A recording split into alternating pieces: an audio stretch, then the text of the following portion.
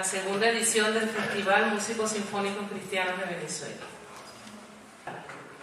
Quiero aprovechar la oportunidad para comentarles que en el festival está enmarcado dentro de un compositor importantísimo, como lo es Johann Sebastian Bach.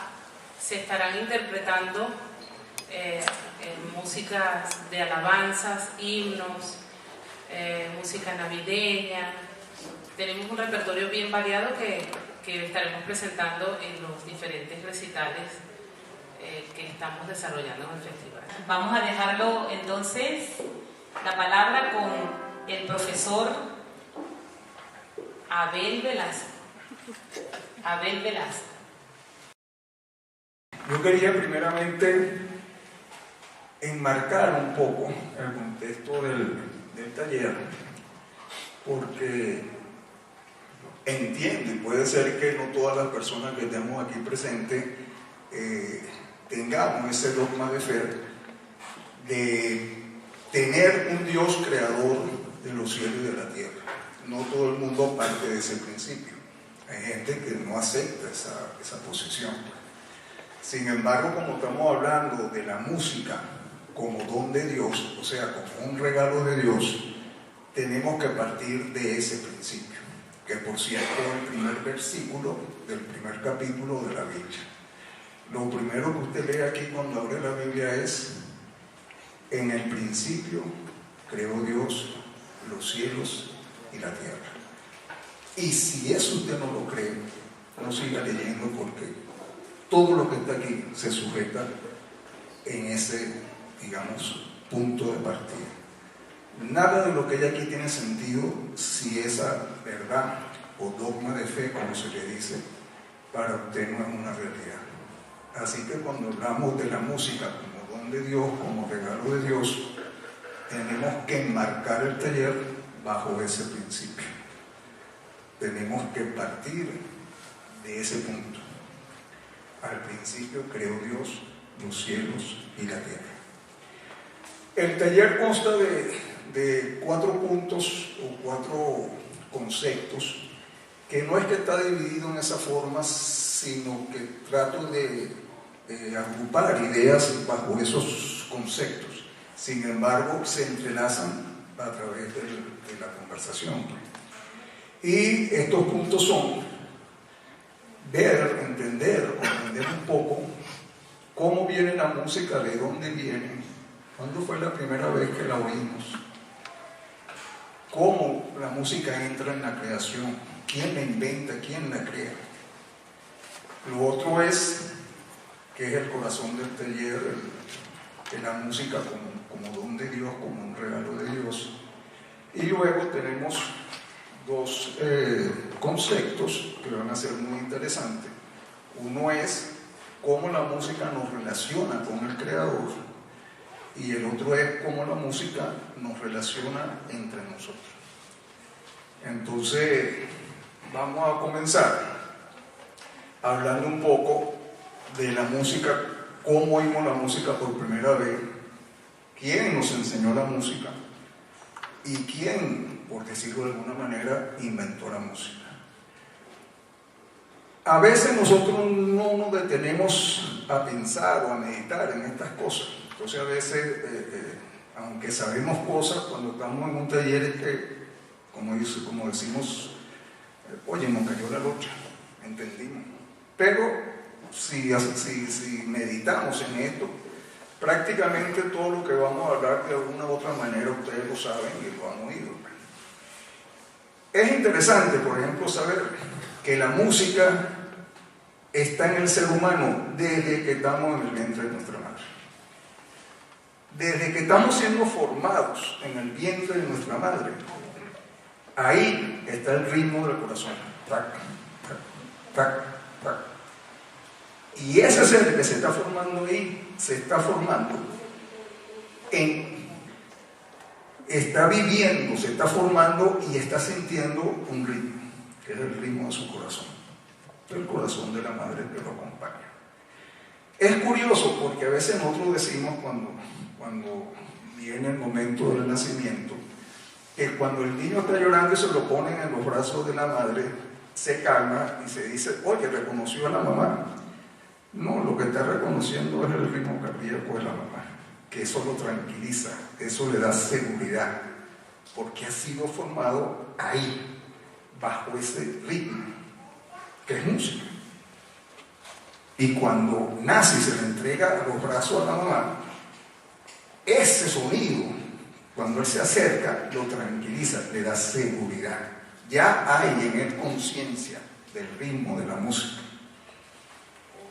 Y después la música nos acompaña a través de toda nuestra vida. Yo, claro, tengo que hablar un poco de mi experiencia, pero la música nos acompaña desde que estamos aprendiendo las primeras cosas. 2 y 2 son 4, 4 y 2 son 6. Hasta para aprender a sumar estamos utilizando la música. Luego, más grandecito, empezamos a usar la música, claro, estoy hablando de mi época, para expresar sentimientos que a veces nos da miedo a expresar. Entonces, ¿qué hacíamos? Le íbamos a cantar serenata a las muchachas. ¿Por qué? Porque decirle así de frente, mira, me gusta, no era fácil. Pero parado bajo una ventana, con unos amigos tocando guitarra y cantando, no dice cualquier cosa. Entonces uno ahí ofrece villa y castillo. ¿Y qué hacíamos con la música? Expresar sentimientos. Expresar cosas que sentimos, que a veces nos cuesta decirlas, pero con la música parece que tuviéramos ese valor de decir las cosas. Y así la música nos va acompañando toda nuestra vida. Luego vienen esos momentos de despecho, donde ya uno sufre, entonces se va por la ranchera, y se va uno a expresar esos momentos tan duros. ¿Cómo lo expresa? Con la música.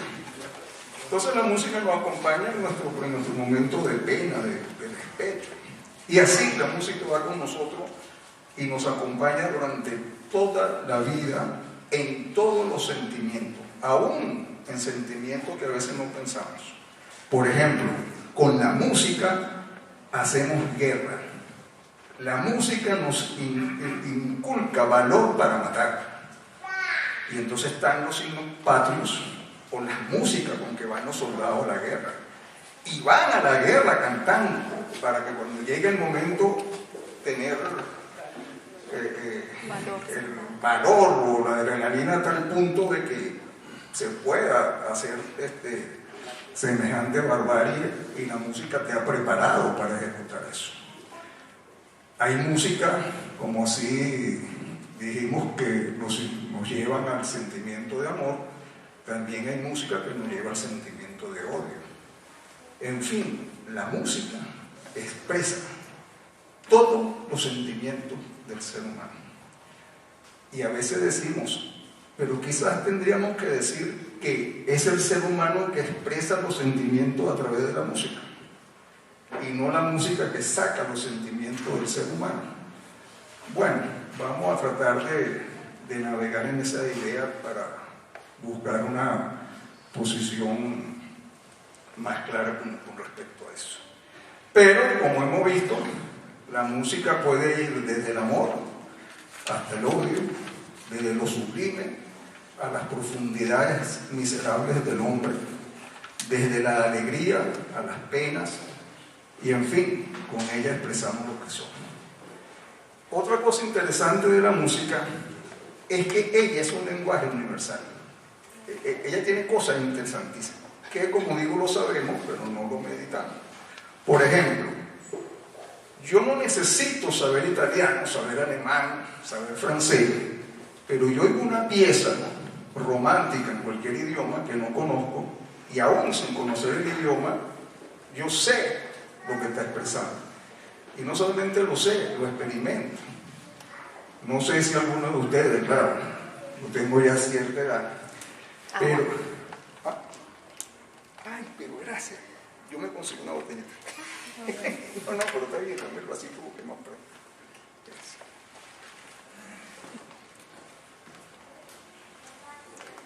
Como le decía, yo no sé, claro, ¿no? Cuando está en una charla de esto, uno de los problemas es que uno saca la edad para afuera y le van saliendo la edad, pero bueno, eso no es tampoco tan problemático.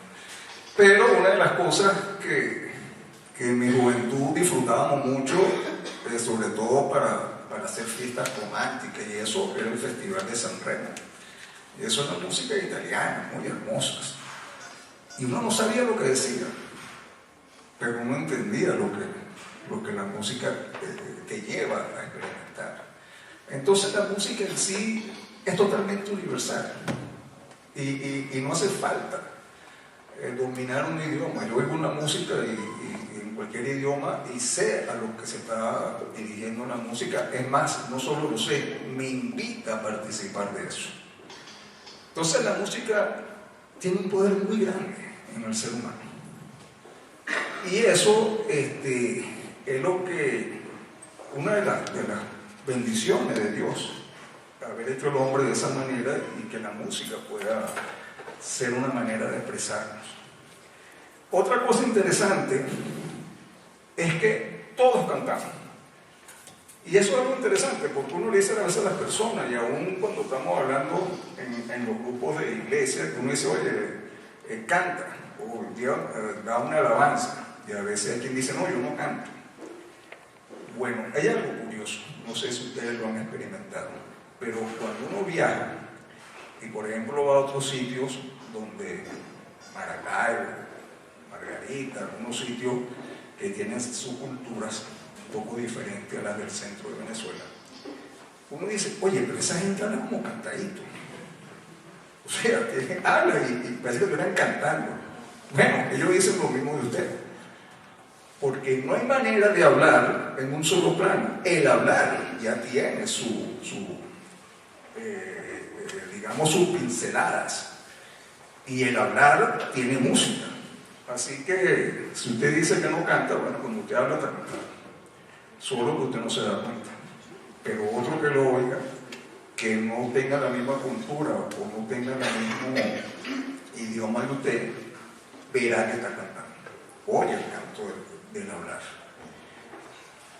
Y Dios, como le decía, ha colocado con su sabiduría algo interesante en el hombre. Ha hecho que eso que está dentro de nosotros, eso que está tan internamente en nosotros, de alguna manera los saquemos hacia afuera, podamos proyectar eso y no lo podemos controlar, que es una de las ventajas y una de las bendiciones. Entonces, el ser humano, por ejemplo, cuando habla del corazón, lo que se refiere es a la parte íntima, más profunda de él. Los hebreos, por ejemplo, no dicen corazón, sino entrañas. Claro que para nosotros suena raro eso, porque yo le digo a una persona, te amo con todo mi corazón, y esa persona sabe lo que le estoy diciendo. Pero si le digo, te amo con todas mis entrañas, a lo mejor no le agrada mucho lo que le estoy diciendo. Sin embargo, le estoy diciendo exactamente lo mismo. Solo que en nuestra cultura la expresión de la parte más íntima del hombre es el corazón, y en la cultura hebrea son las entrañas. Así que permítanme leer algo del Evangelio para aclarar la idea que quiero traer sobre el tapete. En el Evangelio de Lucas 6:45 leemos: el hombre bueno del buen tesoro de su corazón saca lo bueno, y el hombre malo del mal tesoro de su corazón saca lo malo, porque de la abundancia del corazón habla la boca.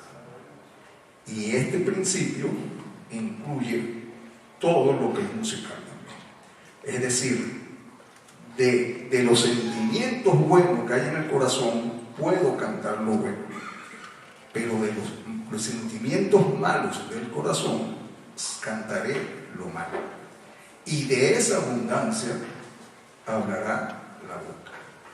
Eso nos lleva a formular una pregunta interesante. Entonces, ¿quiere decir que el ser humano es capaz de proyectar lo que tiene adentro hacia afuera? Bueno, para contestar esa pregunta, vamos a tocar una palabra y la vamos a analizar etimológicamente y no teológicamente. Y yo sé que algunos estudiantes que están aquí de teología van a decir, bueno, pero eso no es lo que usted dijo en clase, porque la vamos a ver etimológicamente. Y es la palabra inspiración. Esa palabra es una palabra muy usada y de verdad poco entendida. Por ejemplo, si yo veo una obra, una escultura, un cuadro, una música o una pieza musical, y de repente yo digo, wow, la verdad que el autor, oye, se inspiró, qué belleza de obra, qué sentimiento, qué sensibilidad, cómo se inspiró.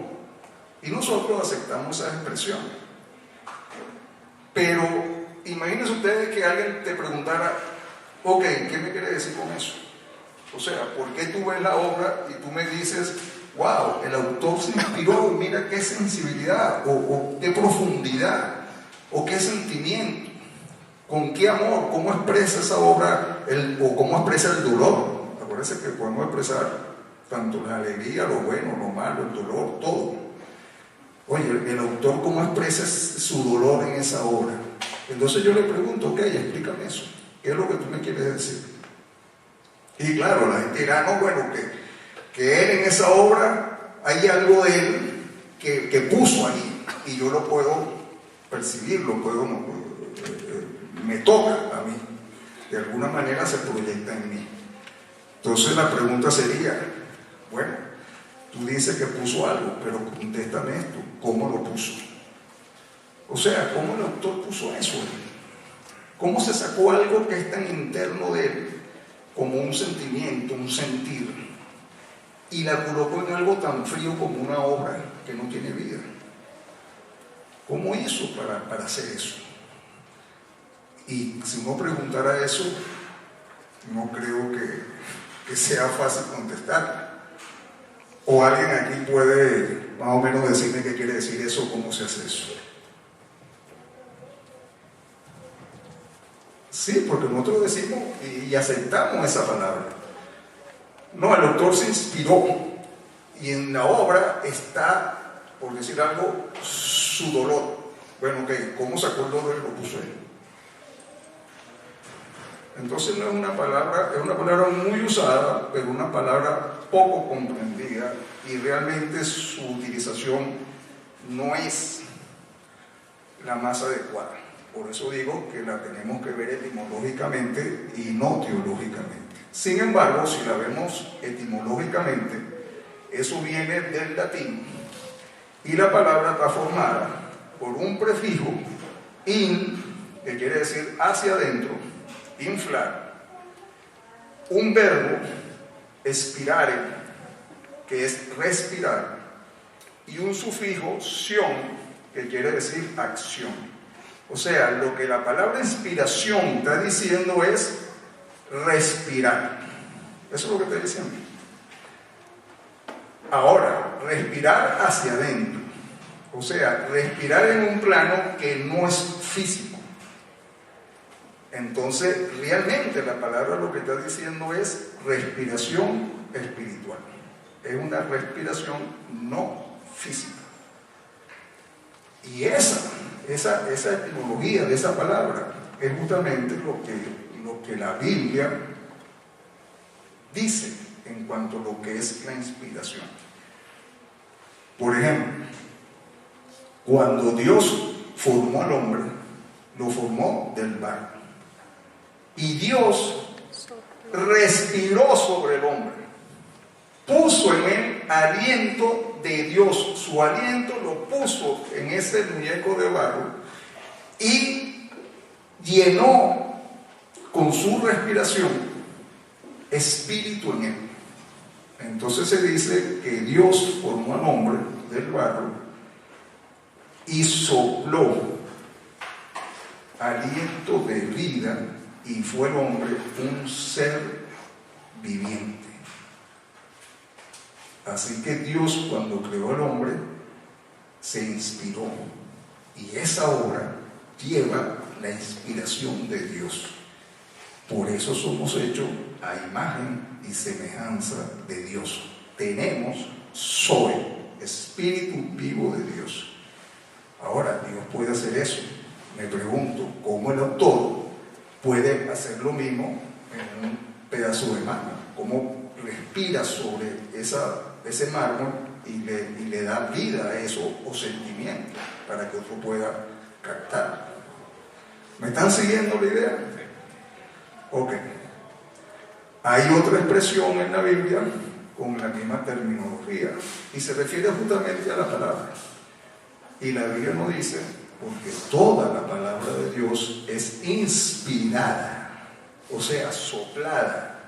Igualmente que hizo con el hombre, Dios sopló sobre ella para que llevase su verdad. Aquí está la verdad de Dios porque está inspirada por Dios a través de su Espíritu Santo. Pero es el mismo concepto. Entonces, esta obra es una inspiración de Dios y contiene la verdad de Dios porque está inspirada. Entonces, vuelvo otra vez a la pregunta: ¿cómo hago yo, como ser humano, a través de la inspiración, darle a un objeto inanimado o a una pieza musical vida de mí mismo? ¿Se dan cuenta del problema de la palabra? Por eso digo que esa palabra, claro, no voy a ahondar en eso, teológicamente tiene un sentido un poco más complejo. Pero nosotros, y lo aceptamos en nuestro lenguaje, aceptamos la palabra inspiración para expresar que una obra contiene parte de lo que el hombre experimenta como el único ser espiritual, que son esas emociones, sentimientos, que eso no lo tiene sino el hombre como ser espiritual que es. Sin embargo, decimos que una obra puede proyectar eso. Equivocadamente o no, no importa, pero es nuestra cultura y lo aceptamos culturalmente. ¿Estamos claros de aquí? ¿Vamos bien? Porque esto se va a ir poniendo. Ok.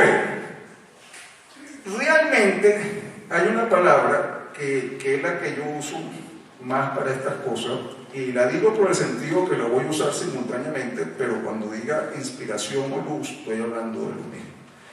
¿Qué es iluminación? Porque realmente el hombre, cuando hace algo que impacta, es así como decir, oye, se le prendió el bombillo. O sea, se iluminó de tal manera que pudo hacer algo dentro de esa luz. Y eso es lo que más usa la Biblia en ese sentido. Por eso es que Jesús le dijo a sus discípulos: vosotros sois la luz del mundo. Entonces la palabra luz e iluminación son más adecuadas cuando uno quiere expresar que el hombre es capaz de proyectar algo. Pero la cultura nos obliga a hablar de inspiración en ese sentido. Ok, entendiendo que el hombre mora, en él mora la vida, el Zoe, como estábamos hablando de Dios, entonces el hombre es un ser que contiene luz, la luz que viene de Dios. Pero en el hombre también mora la concupiscencia del pecado. Y en ese sentido, en el hombre mora entonces también una oscuridad. Así que el hombre tiene una luz que viene de su creador, pero también tiene una parte que es oscura y es producto de la concupiscencia del pecado. Esas son dos realidades que moran en el hombre y moran en tensión. Y eso tiene una palabra que se llama el estragón, pero no vamos a tocar eso. Pero hay una tensión. El ser humano vive en una tensión constante entre esos dos mundos, porque él es físico y espiritual, y eso no hay manera de negarlo. Hay personas que no aceptan decir eso de que el hombre está hecho imagen y semejanza de Dios, que el hombre, esa parte espiritual está en duda, pero el hombre tiene experiencia espiritual. Y uno de los problemas de tener esos dos mundos internamente hace que el hombre viva en tensión. Así que volvemos a lo que leímos de la palabra.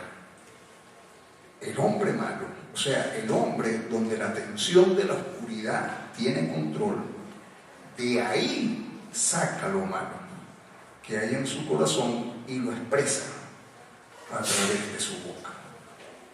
Pero el hombre que en esa tensión la luz, el bien predomina, entonces de lo bueno que hay en su corazón saca y lo expresa a través de su boca. Por eso la palabra dice, de la abundancia de tu corazón. ¿Qué es lo que más abunda ahí? La luz, lo bueno o la oscuridad. De esa abundancia tú sacarás hacia afuera por tu boca lo que hay en tu corazón. Eso nos lleva quizás al punto más importante en cuanto al taller de la música, porque eso nos lleva a entender que la música es moral. Y el hombre en su cultura ha tratado de que el ser humano piense y acepte la música como amoral, o sea, neutral. Y el hecho de haber aceptado la música como amoral, la música ha destruido al ser humano. Cuando le quitamos a la música su capacidad moral y la hacemos neutra, le damos el potencial para que nos destruya, puesto que entonces aceptamos cualquier música. Y con ese pensamiento de que es música y punto, son notas, son instrumentos que suenan, eso no puede tener moralidad, hemos destruido la sociedad, o mejor dicho, el mundo de la oscuridad ha jalado a la humanidad hacia la oscuridad a través de la música. Quizás uno de los instrumentos que más daño le ha hecho a la humanidad es la música. Pero tenemos un problema aún más grave, y eso también, por ser muchas personas aquí, personas adoradores de iglesia, y estos son temas que no se tocan. El problema es que ya ese dominio que tiene la música se ha introducido aún en la iglesia y han jalado la iglesia a la oscuridad a través de la música, más que de la falsa doctrina, porque como vimos anteriormente, la música se hace parte del hombre, la música mueve al ser humano desde su profundidad. Y si yo lo que tengo es música que viene en su raíz de la oscuridad, aunque yo la oiga bonito, aunque a mí me guste, esa música me está jalando a la oscuridad, porque viene con ese sello, o sea, con la inspiración que le dio el autor. ¿Se acuerdan lo que hablábamos de la inspiración? Entonces, esa música salió de la profundidad de la oscuridad de un hombre, ella tiene eso. Y aunque yo la oiga bien y me guste, ella me va a transmitir la oscuridad que ella tiene, porque es el sello de su autor. Está sellada por quien la creó. ¿Me están siguiendo la idea? Entonces, cuando yo le enseño a la juventud que la música no es moral, o sea, no contiene ese ingrediente moral, lo destruyo, porque le estoy diciendo, mira, toda música es permitida, toda la música es música, todo se resume a notas, armonías, pero no, ahí hay algo más allá de eso. Y es tan así que entonces vamos a volver un poco a lo que dije al principio. Yo puedo estar contento y estar alegre, y mi matrimonio es bueno, y no tengo problemas, pero de repente estoy con unos amigos y hay uno que está despechado y me empato con esa cantarrachera. Y entonces uno termina así, por ella, aunque mal pague. Pero bueno, si a mí no me está pasando eso, ¿por qué llegué ahí? Porque me jala. O sea, es algo que yo no puedo controlar. Igual al revés. Yo puedo estar un momento bravo, molesto, aún deprimido, y de repente una buena música que uno oye, alguien pone una música y uno recobra vida, alegría. ¿Cómo sucedió eso? Porque la música tiene ese poder tan grande. Entonces imagínense el poder de una música que nace en la maldad para hacer maldad. Y yo puede ser que no me dé cuenta, pero me jala. Hoy en día ese problema es tan grande que hay muchos jóvenes que se suicidan cuando se vienen a buscar las causas. El suicidio viene porque están oyendo cierto tipo de música. Es impresionante el poder que tiene la música en el ser humano. Y es impresionante cómo el ser humano se ha hecho la vista ciega al problema moral de la música, declarándolo amoral, o sea, neutral. ¿Me siguen?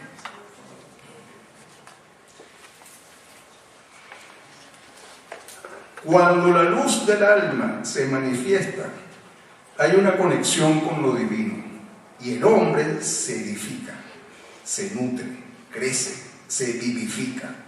Pero igualmente el alma puede expresar sus bajezas, su oscuridad, musicalmente. Manifestación que coloca al hombre en contra de lo divino, en contra de su creador, es decir, en oposición. Por ende, baja a sus mayores oscuridades y se deforma a sí mismo. Así que el hombre se autodestruye, se aniquila y se oscurece. Y la música tiene ese poder. Vivificar y destruir. Eso nos lleva a una pregunta interesante. Si la música es así, entonces ¿cómo decimos que es un regalo de Dios? Que es un don de Dios. Si tiene tanto el poder como vivificar, que el poder para anular, destruir. Ok, para hablar un poco sobre la música como regalo de Dios, como don de Dios, que es quizás el corazón del taller, debemos entender dos cosas. Primero, debemos entender que estamos hablando de dos esferas, como ya hemos dicho, una esfera física y una esfera espiritual. En lo físico, y refiriéndonos solamente a la música, bueno, tenemos la capacidad de oír, la capacidad de oír los sonidos físicamente. Pero en lo espiritual, como hemos visto, la música nos mueve, nos controla, nos jala. Por lo tanto, estamos hablando de dos planos de la creación.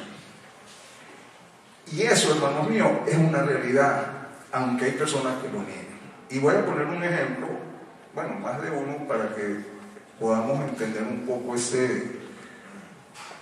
esa manera como el hombre siente y a veces no sabe por qué. Supongamos que uno está frente a un atardecer y uno ve un atardecer y ve los colores, la calidez de la brisa, uno se siente de verdad, wow. Y de repente uno mira así hacia arriba y dice, claro, hay dos expresiones que se pueden decir prácticamente. El que tiene como dogma de fe a Dios como creador, su expresión es, qué grande eres, Señor, de verdad que eres grande. Y se maravilla uno de la creación de Dios. Pero en el caso que la persona no tenga ese dogma de fe, ateo, bueno, también siente lo mismo, solo que dice, qué grande es esto. O sea, le cuesta aceptar que esto es algo que él mismo no comprende. ¿Qué grande es esto? Bueno, ¿a esto qué te refieres? Y yo siempre he dicho que el ateo es interesante conversar con alguien ateo. Y yo le voy a poner una experiencia de un amigo mío desde la juventud. Crecimos juntos, nos casamos, como matrimonios compartimos mucho. Y claro, la vida me fue llevando a mí hacia el pensamiento filosófico, después teológico. Yo soy, por cierto, de la Universidad Central de Matemática y Física Pura, el modelo matemático. Entonces, el brinco de la ciencia a la teología no fue fácil. No es fácil ese cambio. Y él, pues, amigo mío, pues siempre habíamos tenido muchas charlas sobre los problemas del universo, de los agujeros negros, qué sé yo, de tantas cosas interesantes. Pero con el tiempo, como dije, yo me fui yendo hacia los filósofos, hacia la teología, y él se mantuvo muy derecho en su pensamiento. Entonces ya hace como quizás 12 años más o menos de eso, una de las últimas veces que estuve con él, estábamos conversando en su casa y de verdad me tenía mareado, tenía como media hora o quizás más diciéndome: a ver, tú de verdad te volviste loco, o sea, que habla tú de un Dios, una cosa que ni siquiera puedes probar que existe, y te estás metiendo en unas cosas. O sea, una persona que tenía una capacidad de pensamiento y hablaba de las cosas así, lo estaba hablando de un Dios, y claro, no tiene otra alternativa que oír, pues. Pero sucedió algo interesante. Él, tratando de convencerme en la locura en que yo estaba, sus hijos, que ya tenían 16 años, 18, salen de repente porque iban a una fiesta y entonces se despiden: bueno, papá, ya estamos listos, nos vamos. Bueno, amigo, mire, pórtense bien. Y estoy hablando hace más o menos, como le dije, quizás 12, 13, 14 años atrás. O sea que la situación no estaba tan difícil. Pero fíjense lo que le dijo a sus hijos: bueno, pórtense bien, anden con cuidado y Dios los bendiga y los cuide. Y digo: ya va, que Dios los va a bendecir, por Dios. O sea, entonces todo lo que tú me has dicho es mentira. O sea, todo lo que tú has dicho, realmente tú no crees lo que tú estás diciendo. No, bueno, a ver, tú sabes que... bueno, eso es cultura. No, eso no es cultura. Eso es que en el fondo de tu corazón, cuando tú no puedes manejar las cosas, cuando tú no puedes controlar el cuidar a tus hijos, tú apelas a uno que está más arriba, que tú sabes que sí puede, aunque lo niegue. Y bueno, eso me pareció interesantísimo porque prácticamente no me siguió hablando, se quedó así como pensando, ¿no? Pero, ¿qué dije? Pero eso me llevó a un pensamiento interesante que yo uso mucho cuando me toca hablar con una persona muy atea. Yo le digo: mira, no hay ateo posible, porque hay dos principios que hacen que no exista un ateo. Primero, si tú agarras al más ateo de los ateos y lo montas en un avión y le apagas los motores, lo primero que va a gritar es: ¡ay, Dios mío! ¡Ay, Dios mío! Ahora, ¿por qué Dios y por qué mío? O sea, porque ni siquiera Dios, es Dios mío, porque eso está metido aquí adentro. Eso está metido aquí. Y eso no nos podemos quitar, porque es una experiencia espiritual y somos hechos espiritualmente. Y el otro problema del ateo es que el solo hecho de decirme que Dios no existe ya está haciendo teología. Ya me está hablando de Dios. O sea, tiene que argumentarme eso, y eso ya es teología. Porque esa es una de las cosas que a veces pensamos, que teología es hablar la cosa buena de Dios. No, hablar de Dios ya es teología. Y ya tiene, si me dice que no existe, tiene que argumentar. ¿Estamos claros? Eso lo dejo para que cuando se piense con un ateo usen esa sala. Entonces, la creación, aunque algunas personas la niegan, tiene su esfera espiritual, y aunque la negamos, la experimentamos.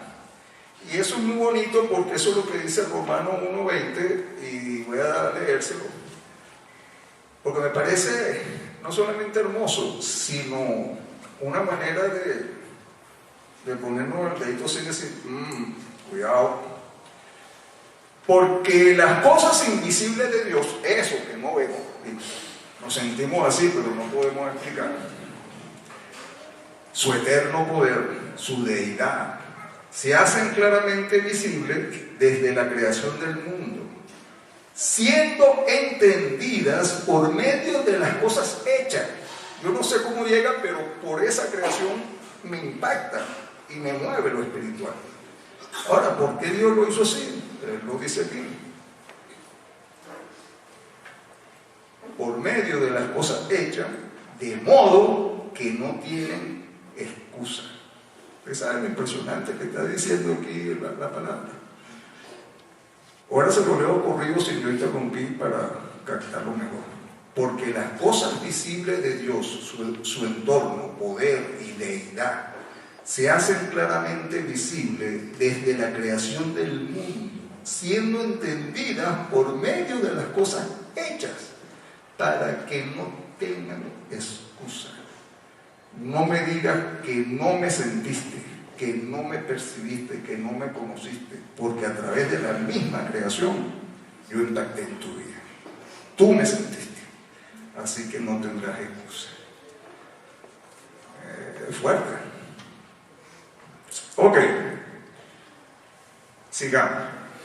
Ya que estamos hablando de esas dos esferas, tenemos también que entender que hay una esfera netamente espiritual, así como hay una espiritual y física, que somos nosotros, hay una que es netamente espiritual. Voy a leer en Nehemías 9:6 la palabra.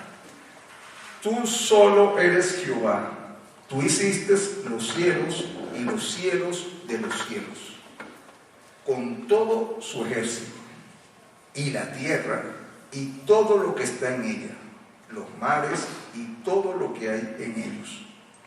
Y tú vivificas todas las cosas, y los ejércitos de los cielos te adoran. Aquí tenemos el próximo ingrediente de la charla. Los ejércitos de los cielos te adoran.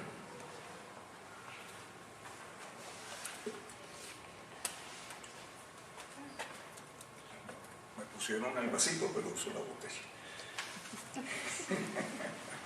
Ok, entonces tenemos una esfera espiritual interesante, porque resulta que en esa esfera totalmente espiritual también hay música. Ahí también existe la música. Y la palabra dice que una de las funciones en esa creación espiritual es para que los ejércitos de los cielos adoren al Señor. Y eso tiene que ver con música.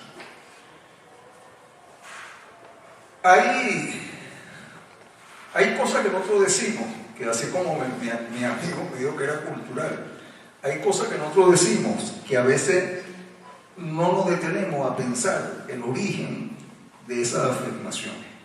Porque toda afirmación, créanme, no sale de la nada. Todo tiene un porqué. Y a veces nosotros decimos estas expresiones. Vamos a ver si ustedes la reconocen. Oye, de verdad esa muchacha canta como los ángeles. Ahora yo pregunto, ¿alguna vez oíste un ángel cantando? Para que me la comparen. O sea, ¿cómo comparas tú el que canta como los ángeles si nunca has oído un ángel cantando?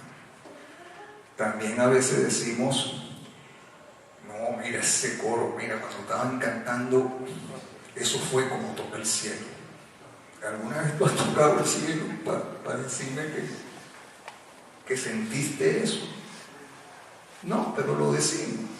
Y la gran pregunta sería, ¿por qué lo decimos? ¿Qué hay en nosotros que nos hace decir eso? ¿Será que tenemos adentro algo de eso? ¿Y lo sentimos?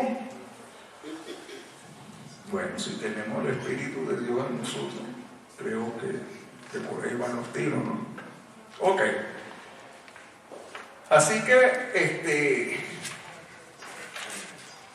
en ese sentido, esas dos esferas, la esfera espiritual y la esfera física, en ambos hay música, y de alguna manera en nosotros se crea ese puente entre lo espiritual y lo físico. Así que la música, una de sus funciones es crear el puente, la unión entre lo que es espiritual y lo que es físico. Fíjense la importancia de la música. Ella hace que esa unión o que se peguen esos dos mundos, que se entrelacen esos dos mundos a través de la música.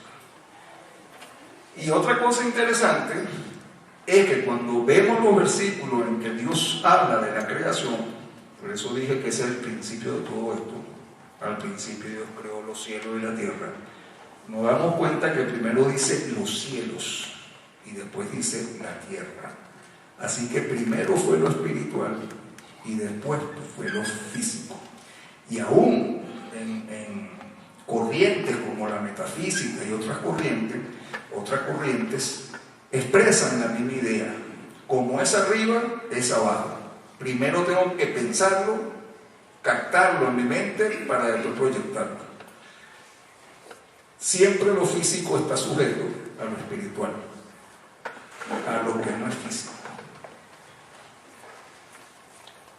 Voy a leerle algo que cuando yo llegué a entender lo que decía, de verdad me impactó mucho, que tiene que ver en el momento en que Dios empezó a crear ese mundo espiritual, porque comenzó con la creación de un primer ser que llamamos ángel, y era un ángel que según la palabra lleno de hermosura y sabiduría, y eso está en Ezequiel 28, 12, 14. Lo voy a leer porque es importante una frase que está metida ahí en el medio de esa lectura, y así se expresa el Señor de ese ser que Él creó.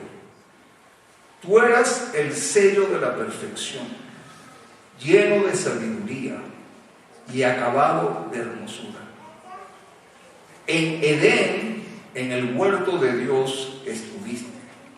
De toda piedra preciosa era tu vestidura, de cornerina, topacio, jaspe, crisólito, berilo, de zafiro, esmeralda y oro.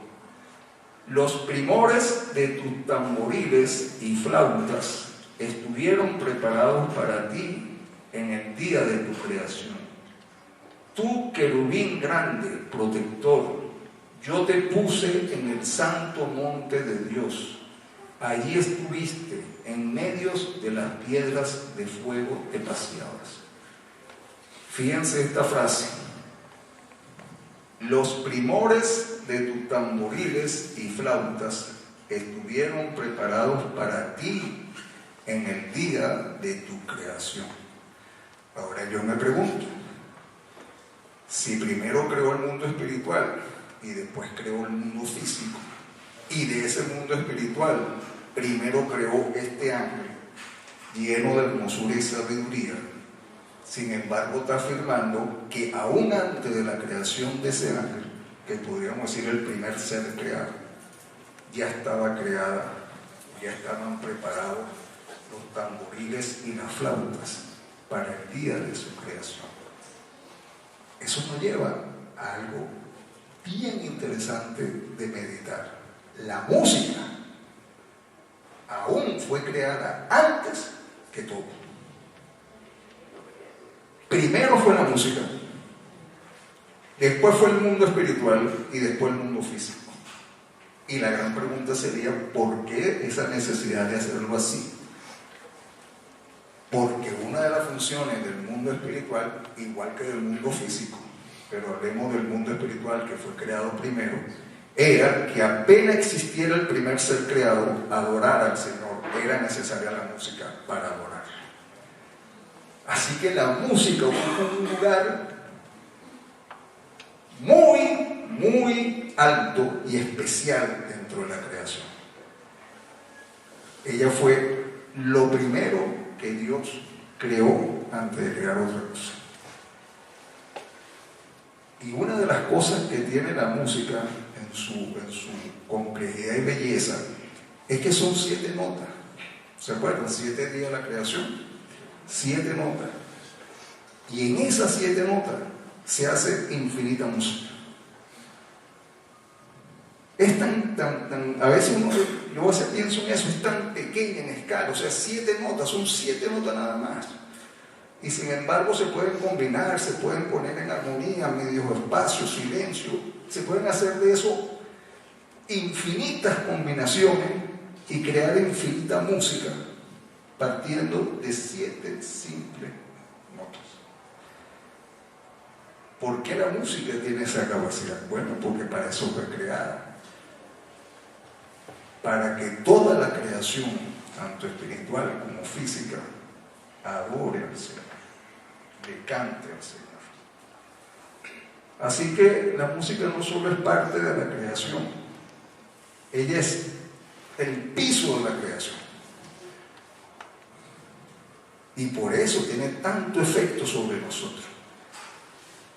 Tiene tanto efecto sobre el ser humano. Porque está metida en el cimiento de la creación.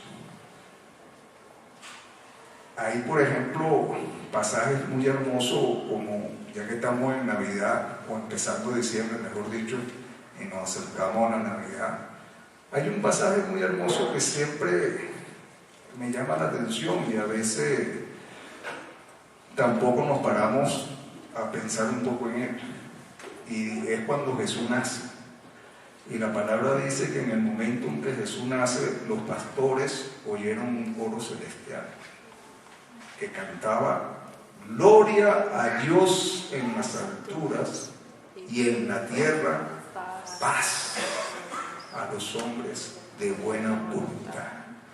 Y eso lo oyeron los pastores y eran coros celestiales.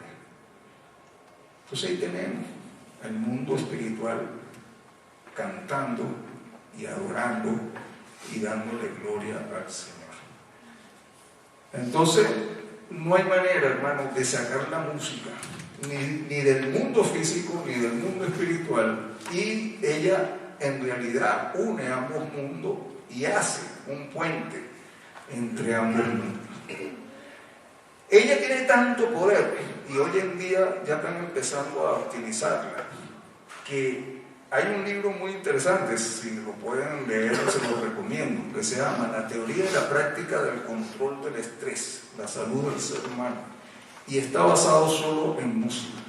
O sea, demuestra que a través de la música el ser humano puede sanar, porque ciertas músicas, ciertas vibraciones dilatan los tejidos del cuerpo humano y hacen que las cosas funcionen mejor. Hoy en día es difícil, ¿no? Sobre todo en los países desarrollados, por ejemplo, el Retén, donde están los bebés recién nacidos, tienen ambiente musical. Los pabellones donde se opera hay ambiente musical.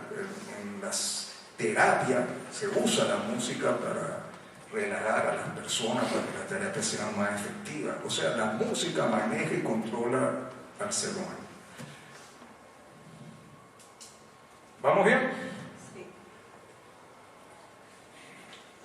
¿Alguna pregunta hasta aquí? Antes de meternos en otro un poco más profundo. Repita el nombre del libro.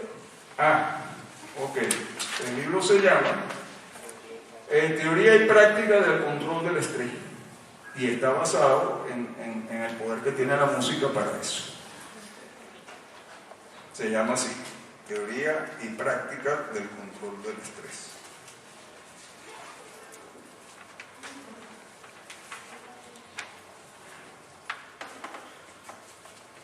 Ok, entonces vamos a meternos ahora en un tema ya un poquito más profundo. La música como medio para relacionarme con Dios. Ya que hemos entendido que la música une esos dos mundos, entonces con la música yo puedo relacionarme con Dios. Desde el mundo físico mío, mundo físico y espiritual, yo puedo tener una relación con el mundo netamente espiritual. Vamos a tratar de ver cómo con ella realmente sí podemos tocar el cielo. En la Biblia hay hermosos ejemplos sobre esto de venir a expresar nuestros sentimientos a través de la música para con nuestro Creador. Y hay muchos salmos que nos invitan a hacer eso. Por ejemplo, Jehová, cantemos con júbilo a la roca de nuestra salvación, sea el Salmo 95, cantemos a Jehová vosotros, todos sus santos, el Salmo 30, y así está llena la palabra. Hermosas invitaciones a que el ser humano se deleite a su Creador a través del canto. Y eso lo llamamos alabanza. El canto de alabanza, y aquí vamos a empezar a decir cosas que a lo mejor muevan el piso. El canto de alabanza, como principio bíblico, no es un placer en sí mismo. Yo no canto para yo sentirme bien y para yo deleitarme, ni para alcanzar a los no creyentes. Eso es extraño a la Biblia. O sea, el canto de alabanza es un canto para agradecer al Creador, a nuestro Dios, lo que Él ha hecho por mí.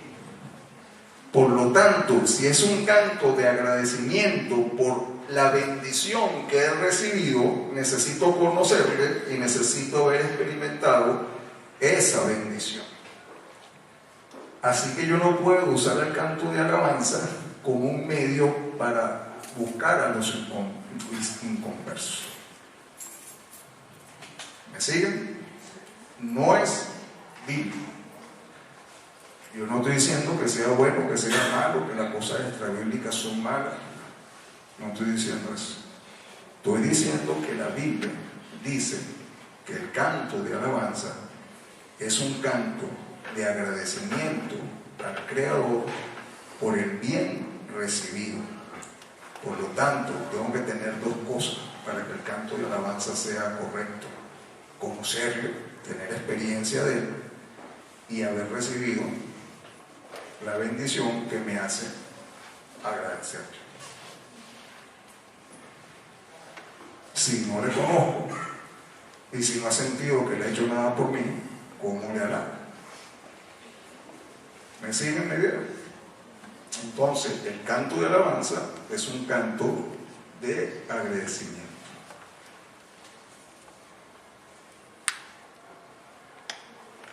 La alabanza como culto, por lo que he dicho, entonces no es un placer personal, no es una manera de que yo busque de Dios, o sea, hago eso para ver si me conecto con Él. Se supone que alabarlo ya es darle gracias por lo que ha hecho. Y yo quería llamar a mis hermanas Alexandra y Carla, para que lo que le estoy diciendo podamos experimentarlo ya no con palabras, sino con la propia alabanza. Doy gloria a Dios por lo que Él ha hecho en mí.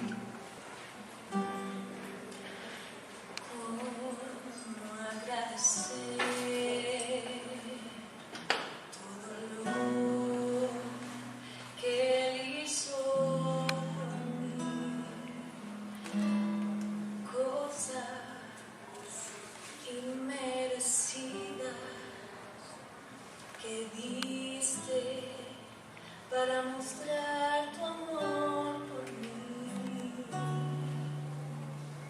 las voces de 1.000.000 de ángeles no expresarán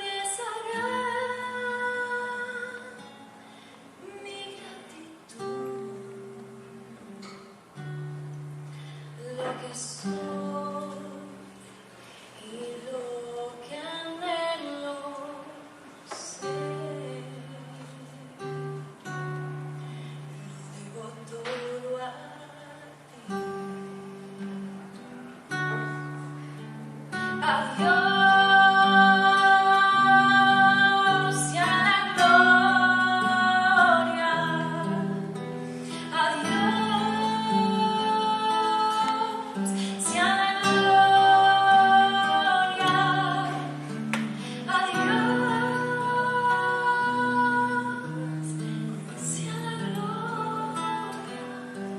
Por lo que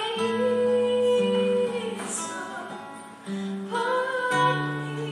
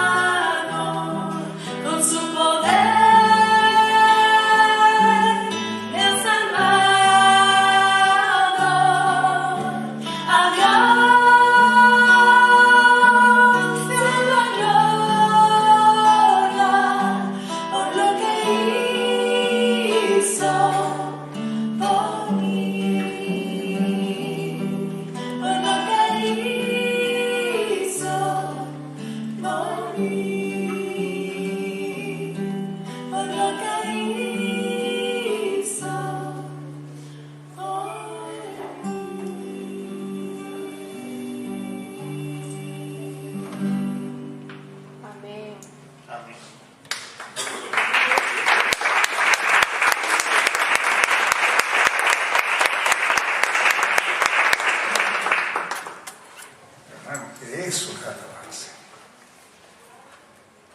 Eso es decir al Señor, a ti sea la gloria por lo que tú has hecho en mí. Así que la alabanza tiene que llevar experiencia. Tiene que contener un agradecimiento que es dentro de la experiencia de la relación de un ser aquí en lo físico y terrenal con un ser totalmente espiritual y trascendental.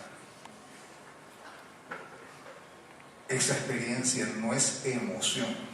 La alabanza no es una emoción, no es cantar con emoción, es cantar con la experiencia del agradecimiento, de tener conciencia de lo que Él ha hecho por mí. Cuando ese canto sale de lo profundo del alma, cuando es de la luz interna de nosotros que agradecemos a ese Dios de luz lo que Él ha hecho, entonces la vamos alabando al Señor.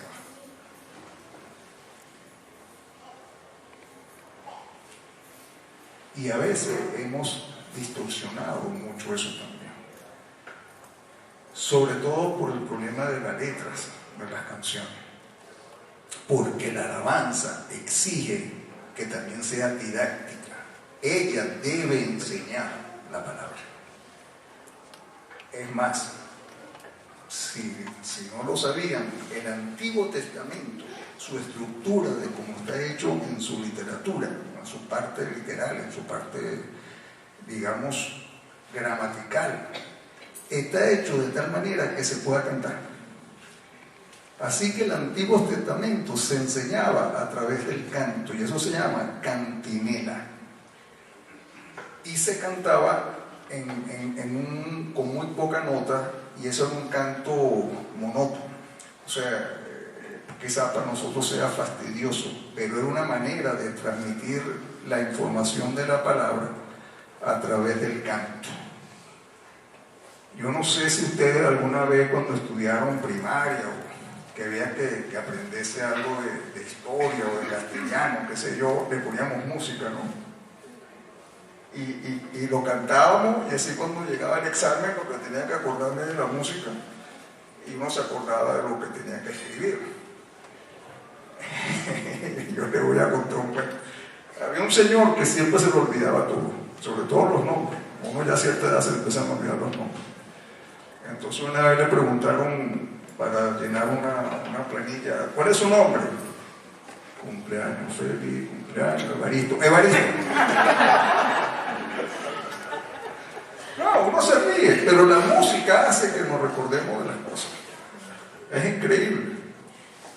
Entonces, en la música, la alabanza debe también ser didáctica, debe enseñar la palabra de Dios, cosa que se ha perdido actualmente.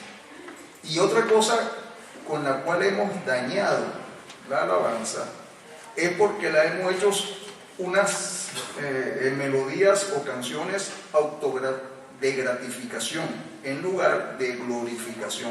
Fíjese que estábamos hablando a Dios sea la gloria. Hoy en día muchas alabanzas lo que dicen es yo te busco, yo te alabo, yo te amo, yo. Es mucho yo y poco tú. Se han convertido en canciones autogratificación del ser humano. El ser humano se autogratifica a través de la alabanza en lugar de glorificar a Dios. Esa es otra cosa que también hoy en día ha distorsionado lo que es la alabanza. Ahora, dentro de ese género hay algo que sobrepasa aún esa esfera, algo todavía más alto que eso. Y aquí hablamos ya no de alabar a Dios, a nuestro Señor, sino estamos hablando de adoración.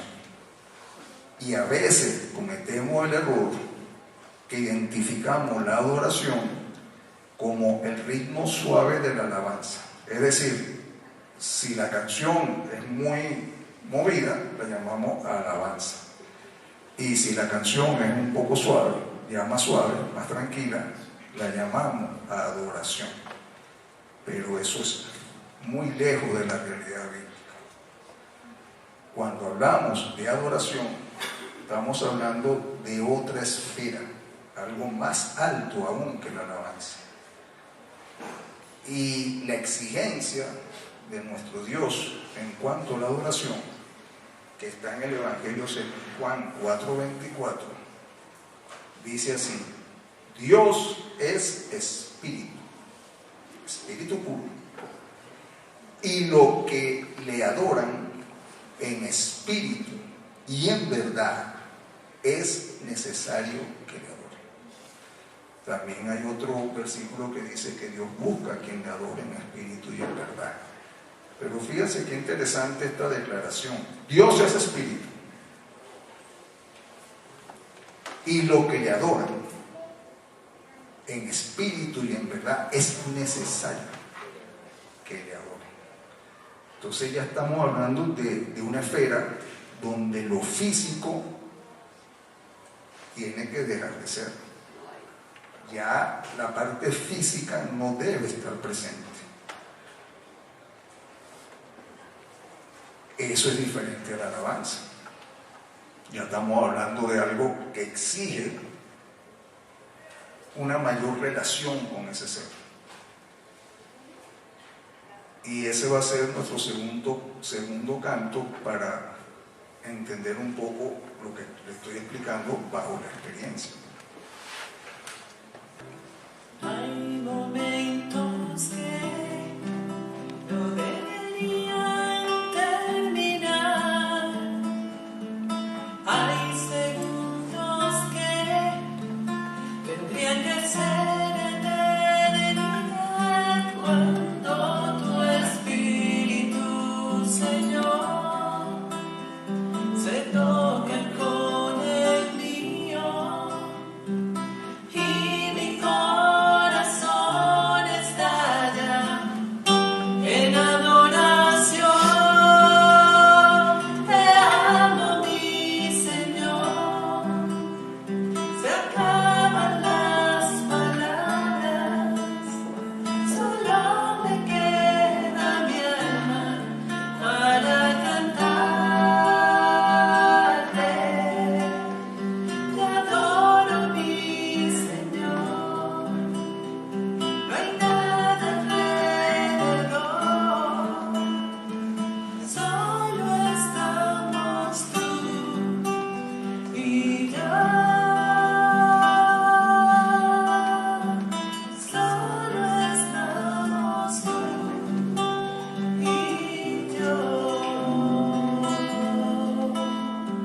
Solo estamos tú y yo. Solo estamos tú y yo.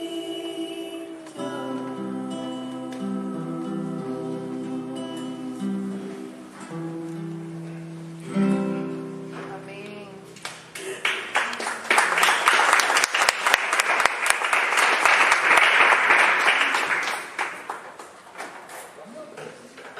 ¿Quiere que le repitamos?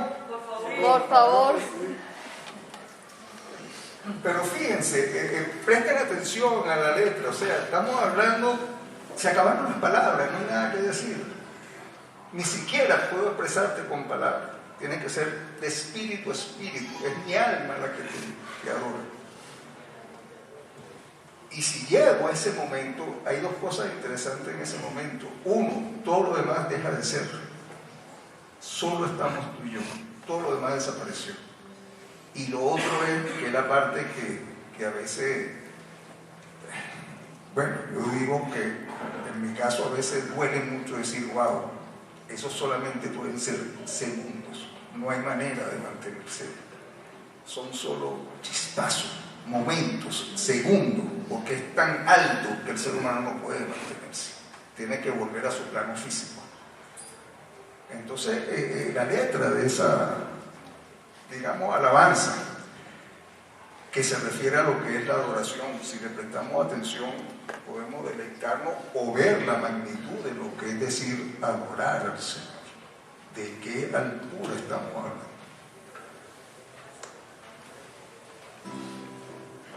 Hay momentos que no deberían terminar. Hay segundos que tendrían que ser eternidad cuando tu Espíritu, Señor, se toca con el mío. Y mi corazón estalla en adoración. Te amo, mi Señor. Se acaban las palabras, solo me queda mi alma para cantarte. Te adoro, mi Señor, verdad alrededor, solo estamos tú y yo. Solo estamos tú y yo. Solo estamos tú y yo. Solo estamos tú y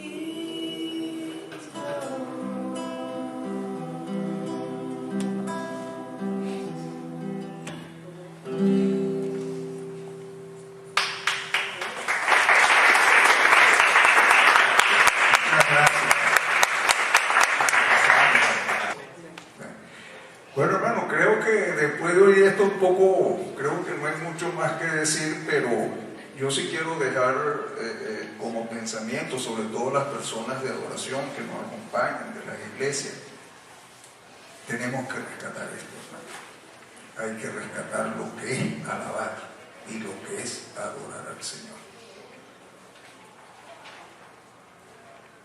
Debemos volver a esos principios bíblicos, donde los cantos son cantos de salmos, son himnos, son cantos de agradecimiento a Dios, aún con su propia palabra.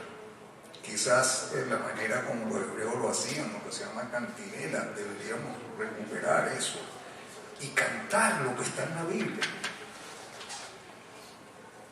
Y no inventa tantas cosas, que a veces yo oigo esas letras y digo, wow, ¿qué están diciendo? Los invito a que se unan en ese esfuerzo, porque todo lo que la Fundación con tanto esfuerzo también está buscando lograr, impactar al mundo con la música y la letra que hable de nuestro Dios. Amén. Amén.